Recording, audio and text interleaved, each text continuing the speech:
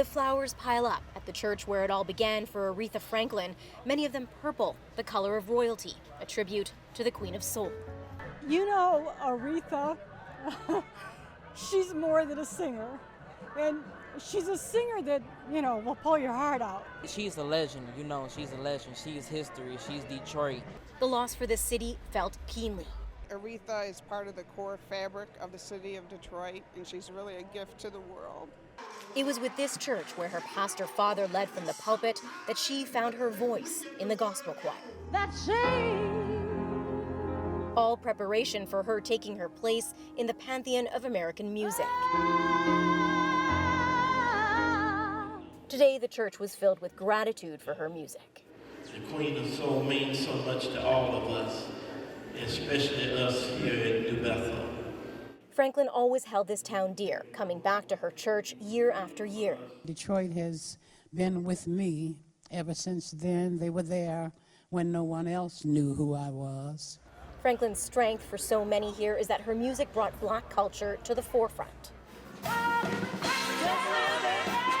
Her most well-known song became an anthem for not only the civil rights movement, but also much more, says this pastor. That's why people are playing Respect, because Respect was a song that came out of '67 in terms of people needing to have dignity and respect. And then the women took it.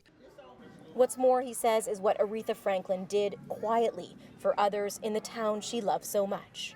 Every year, she would have these dinners, and she would feed people in the community. There were funerals, a lot of people don't know it, that Aretha Franklin paid for. She did a lot of things that were indiscreet, and she didn't want any kind of publicity for it. That's the kind of person that she was. As they say goodbye, her church family is focusing on celebrating her life and the music she left behind.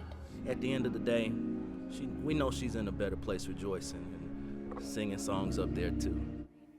Salima is in Detroit tonight, where there are people celebrating Franklin's life, as we saw there. Okay, Salima, I know you haven't been there so long, but have you had a chance to get a sense of the mood there?